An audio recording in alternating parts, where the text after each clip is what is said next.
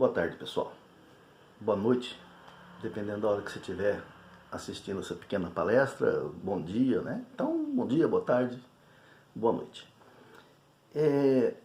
Eu estou tomando a liberdade de fazer esse vídeo, essa palestrinha, esse bate-papo, como eu costumo falar, porque já estamos com um certo tempo, né, praticamente desde março, afastados da casa de Bezerra de Menezes.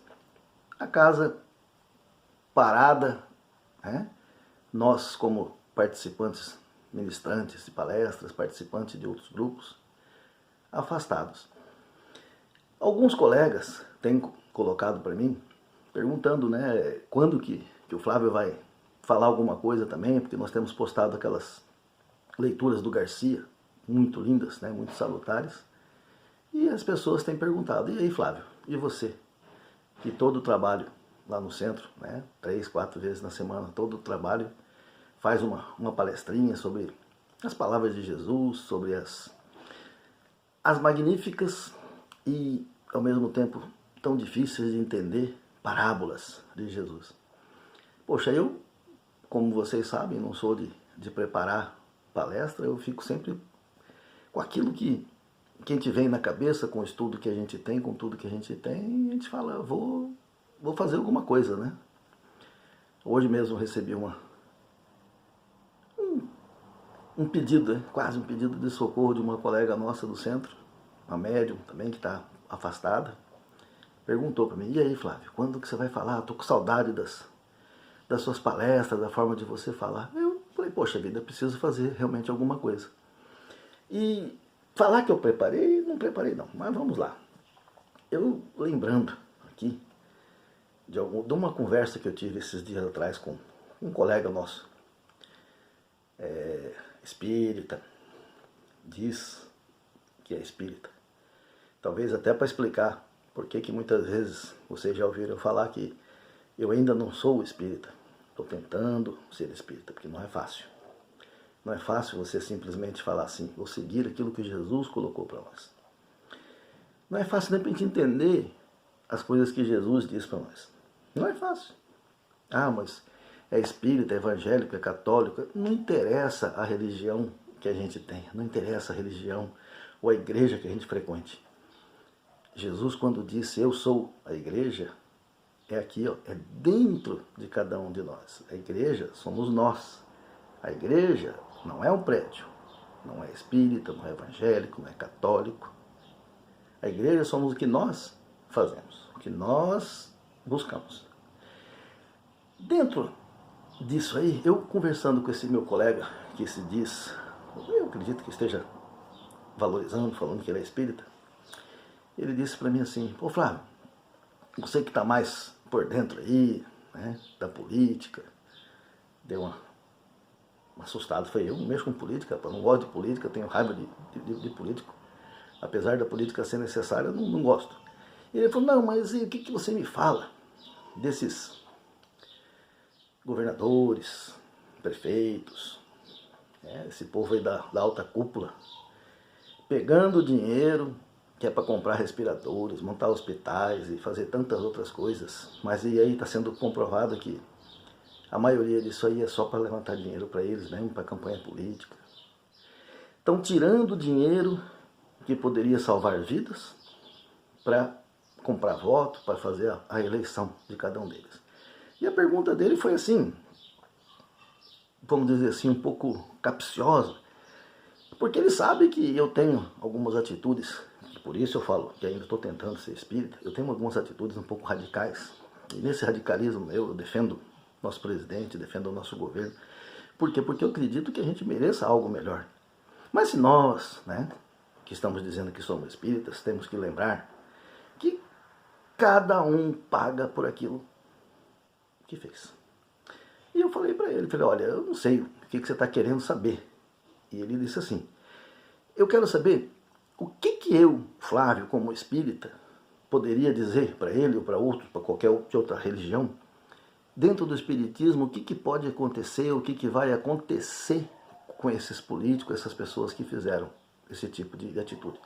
Tiraram dinheiro, assim como em outras oportunidades, né? Não necessariamente agora nessa pandemia do Covid, nas outras oportunidades eles tiraram leite das crianças, remédio dos necessitados, leito de hospitais, fizeram construções sempre super faturadas, fizeram com que muitas pessoas padecessem, morressem de fome, de sede. Né? O Nordeste está aí para comprovar. O que esses políticos vão ter quando chegar a hora deles?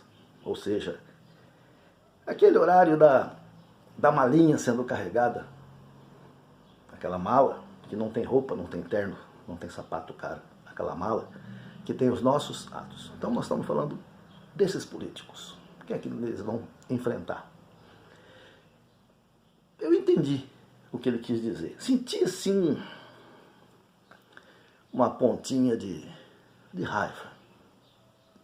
Não posso tirar a razão dele, que eu também sinto essa mesma raiva desses políticos. Mas se a gente está tentando ser espírita, nós temos que raciocinar. Kardec disse para nós, de todas as formas. Raciocínio, não fé cega, porque fé cega é fé burra. Nós temos que raciocinar. E eu, de uma forma muito simples, coloquei para ele. Quem me conhece sabe esse meu jeito meio besta, meio estúpido de falar. Falei para ele assim: vão renascer num país feito a Etiópia, vão passar fome, vão passar sede, vão morrer por falta de remédio, ou vão sofrer por falta de remédio. Ele e os pais dele serão os mesmos que fizeram todas essas tramóias tirando dinheiro. Na lata, fui assim. Vocês me conhecem bem, vocês sabem que, infelizmente, ainda minhas papas na língua já perderam-se todas. Eu falo mesmo. Quando eu falei isso, me veio uma coisa na cabeça, né? Que espírita, ou que homem tentando ser espírita, que fala uma coisa dessa. E antes mesmo de eu atinar pelaquela expressão minha muito forte que eu usei, que eles iam nascer, né? Não questão de negro, não, mas questão de lugar, passando fome, sede, remédios, não tem. O meu amigo me disse assim: pô, então você está dizendo que Deus é vingativo? No que ele me disse isso, eu falei: graças a Deus você falou isso para mim, que agora eu vou ter a oportunidade de falar e de explicar para você o que é que eu quis dizer, porque realmente eu fui muito a ferro e fogo. Aí entra uma pequena palestrinha que eu fiz para ele e estou tomando a liberdade aqui de falar com vocês. Gente, o que é que nós temos que lembrar através dos ensinamentos de Jesus? Primeira coisinha.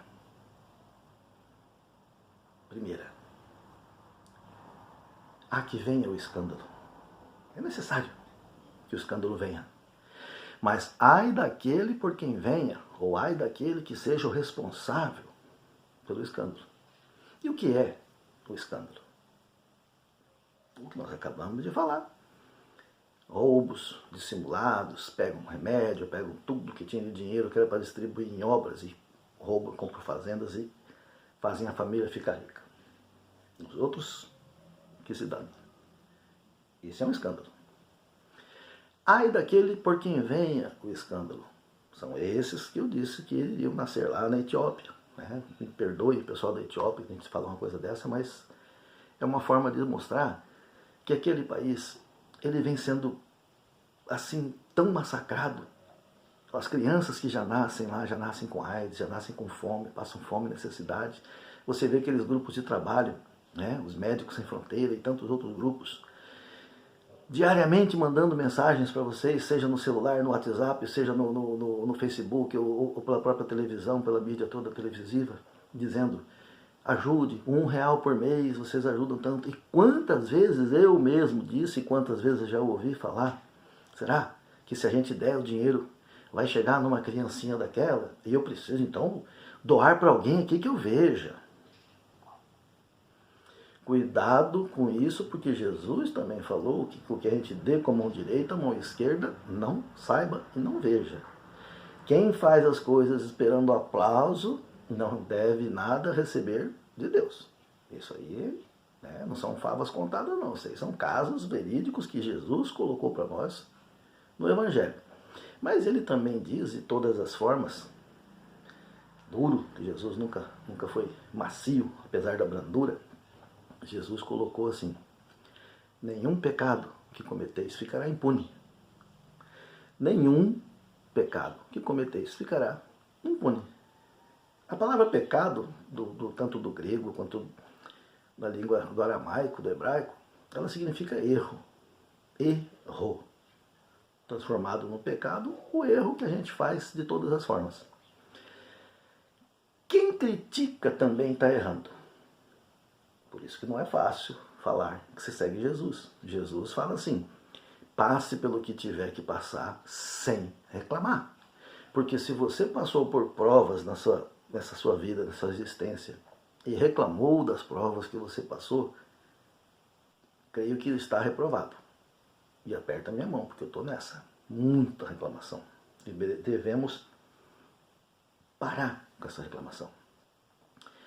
Jesus, ele nos dá, e Deus também nos dá, vamos melhorar a frase, Deus nos dá tantas quantas oportunidades a gente precisar.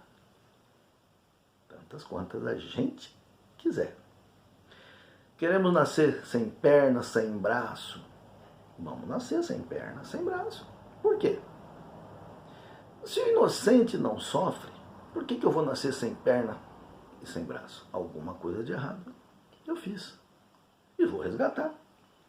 Deus nos dá essa oportunidade através das reencarnações. Quando a gente nasce numa família pobre, passa fome, o pai e a mãe sofrem porque esse filho não tem o que comer.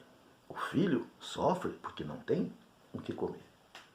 Mas então quer dizer que esse filho é um daqueles políticos que roubou o dinheiro das criancinhas?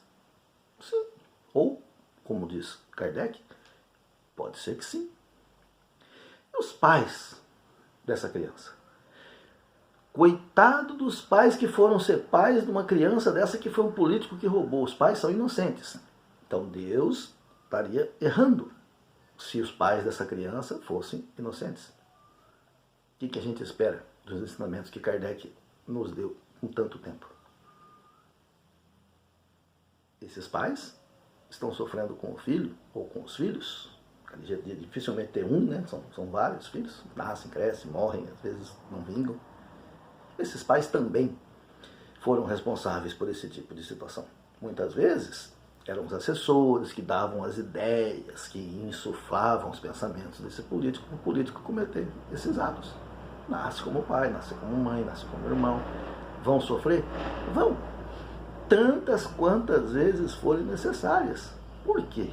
Enquanto você não aprender que a lei que Moisés trouxe, né, dizendo assim, olho por olho, dente por dente. E Jesus, ele completa nessa frase aí, quando aquele guarda estava lá e cortou a orelha do outro lá, ele falou assim: olha, embainha tua espada, porque quem pela espada fere será ferido. Quem matar pela espada morrerá. Jesus, ele mostra, dentro do Evangelho, dentro da Bíblia toda, que tudo que a gente faz volta para nós. Volta por quê? Aí eu quis mostrar para esse nosso colega, meu colega, que Deus não é vingativo. Muito pelo contrário, nós é que somos. Nós é que fazemos as perseguições, nós que fazemos as vinganças. Deus não. Deus, quando coloca a gente para nascer num lugar feito Etiópia, o que Ele está dando para nós?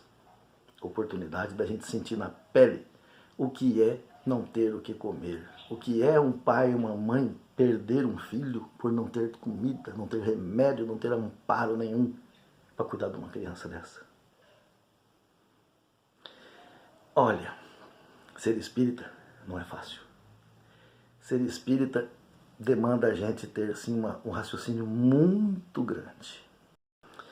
E essa responsabilidade nossa, ela fica assim um pouco marcada quando você escuta uma pessoa feita o Divaldo Franco, numa palestra comentando que uma pessoa, uma mulher, né, foi procurar o Chico Xavier, que ela queria muito conversar com o Chico a respeito do seu marido. E ela disse para o Chico Xavier assim, isso o Divaldo contando numa palestra, né? Ai, Chico, O meu marido é um cara muito bom. Meu marido é um cara muito honesto. Meu marido, ele ajuda tanta gente. Meu marido não paga nada atrasado, ele não deixa as crianças passar fome. Ele é um pai exemplar. Meu marido tem todos os elogios que uma mulher possa fazer, menos um. Meu marido, ele não é espírita. E eu sou espírita. Aí o Divaldo Franco, comentando na palestra, fala assim: poxa, que será que o Chico responderia, ou respondeu para ela, né? Na verdade ele respondeu, o que é que o Chico respondeu para ela? O que vocês que estão assistindo a gente aqui, né, falaria? Para começo de conversa, a resposta que o Chico deu foi uma coisa assim, muito simples. E dentro da simplicidade, faz com que a gente pare para pensar quando eu digo para vocês que eu não sou espírita, estou tentando ser, não é fácil. A mulher ouviu do Chico o seguinte: minha filha, seu marido faz tanta coisa certa, faz tanta coisa boa, ajuda tanta gente, faz isso, faz aquilo, como você mesmo mencionou. O teu marido não precisa ser espírita, é você que precisa ser. Para pensar.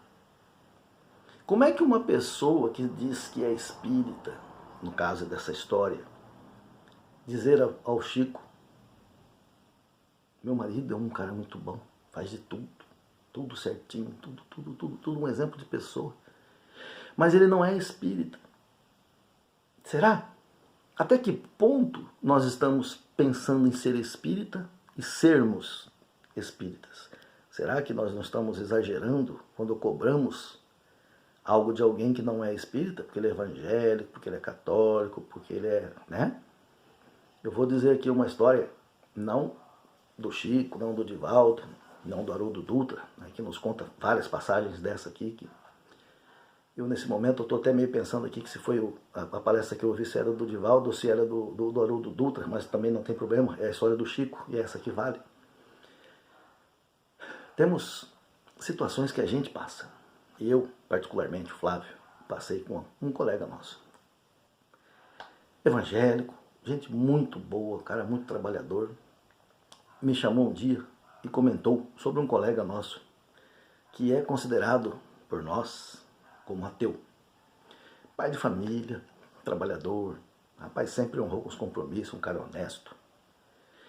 E esse meu colega disse assim: poxa, eu estava empreendendo aqui umas palavras, falando umas coisas aqui de Jesus para esse nosso amigo. Vou colocar o nome aqui de Mané, esse Mané, né, com respeito aos Manuéis, mas o Mané. E ele simplesmente é um cara que não tem obras, é um cara que não faz nada em nome de Jesus, ele não tem obra nenhuma. Quando esse cara morrer, ele vai para o inferno. Aí na hora eu lembrei e falei assim: mas fulano, não foi você que me disse quando você estava abrindo a sua empresa, e você disse que naquele momento ali faltava apenas um equipamento que custava R$ 1.800 e você não tinha mais de onde tirar dinheiro? E esse mesmo tal do Mané aí, né, que não chama Manuel, nada, chegou para você e falou: e aí, meu irmão, como é que você tá, rapaz? E aí, a empresa tua não vai decolar, não vai abrir? E você disse que faltava R$ 1.800 porque você tinha que comprar um equipamento tal para deslanchar a tua empresa. E o que ele fez? Sem que você pedisse, isso eu falando, né, lembrando a ele, sem que você pedisse, ele tirou R$ 1.800 do bolso, contados, e disse: é o seguro da minha caminhonete. Eu vou precisar desse dinheiro só no final do mês. Nós estamos hoje no dia 3, você tem aí 27, 26 dias para você me pagar. Você abrindo sua empresa hoje, quando você comprar esse equipamento, quando que você acha que você vai ter esse dinheiro? Aí o nosso amigo disse assim: uma semana de trabalho eu te devolvo. Falei: então tá aqui o dinheiro, não vai me pagar juros, não quero nada, tá aí. Esse que deu o dinheiro, que emprestou o dinheiro para ele, é o ateu. É o cara que ele estava dizendo que não tem obras. que vai para o inferno? Será? Sua boca fala, a mente paga no inferno, que é dentro de cada um de nós. Vamos pensar. Vamos parar um pouquinho de julgar o próximo. Nós não estamos dando conta de julgar nem a nós mesmos. Como disse sempre, é difícil. Não é fácil ser espírita, não. Mas nós precisamos continuar. Aí, lembrando também de outra coisa, aproveitar que nós estamos nesse momento aqui, vamos entrar no assunto.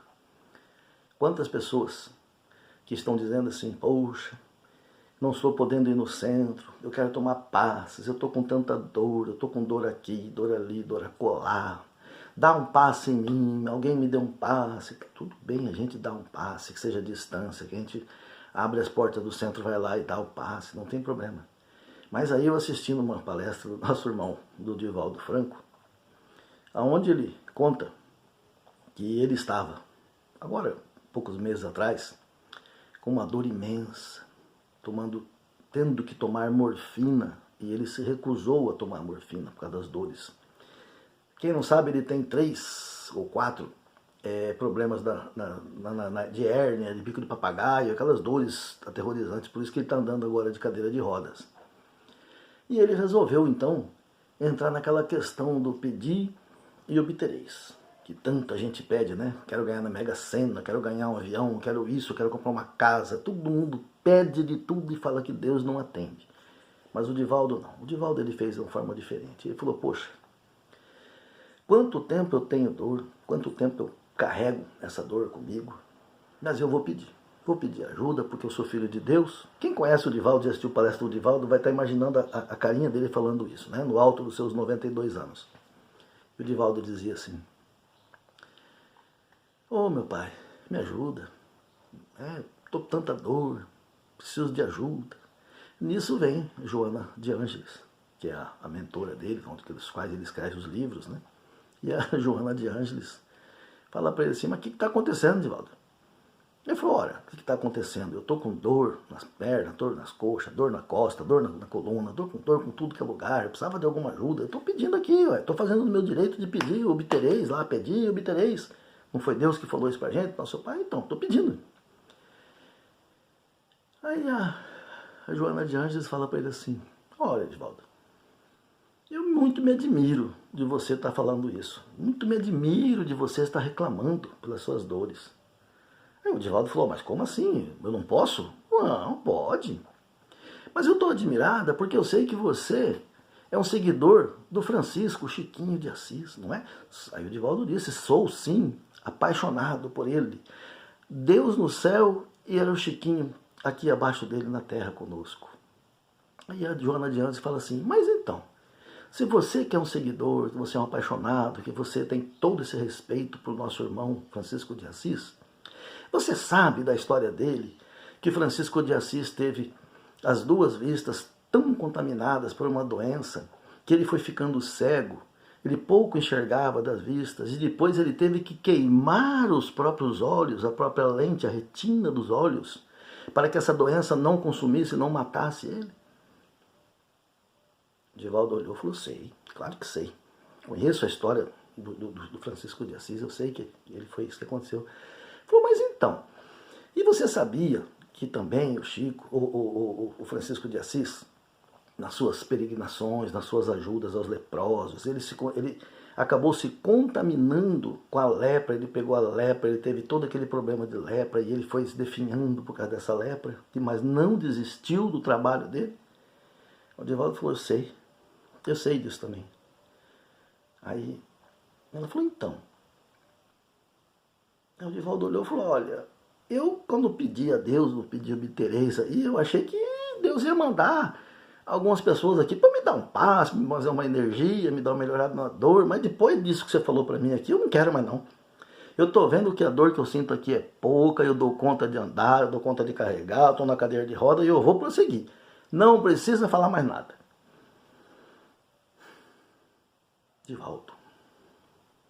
Divaldo Franco fala uma situação dessa para nós e a gente reclama de dor de cabeça, reclama de dor no ombro, reclama de dor nas costas, reclama disso, daquilo. As dores que a gente carrega, muito, mas muito provavelmente pertencem a nós, dessa encarnação ou de outras anteriores. Não é fácil ser espírita e ter que acreditar que essa dor que nós temos é a solução dos nossos problemas. Não é fácil ser espírita e ter que dizer obrigado, Senhor, por essa dor insuportável que eu estou tendo. Ou suportável. Ser espírita é acreditar que nessa vida o que acontecer com a gente de ruim, que nós consideramos ruim, é fruto que nós colhemos pelos nossos atos de uma vida passada. E que na próxima vida, se nós nos comportarmos e aceitarmos com abnegação a situação que a gente vive, nós estaremos muito melhor na próxima vida. Isso é ser espírita. E é por isso que eu digo, não é fácil ser espírita. Mas que Deus não é vingativo, não. Ele dá para a gente exatamente aquilo que a gente plantar. Exatamente aquilo que a gente plantar. E aí? Vamos tentar ser espírita? Pelo menos tentar ser espírita? Mais uma vez eu digo, obrigado pelos seus ouvidos. Uma mensagem, para ser bem entendida, depende muito mais do ouvido de quem escuta do que da boca de quem fala. Falando para vocês, eu estou falando para mim. Deus abençoe a cada um de vocês. Ao grupo do Bezerra de Menezes, da cidade de Aquidauana, Mato Grosso do Sul. Muito obrigado a vocês.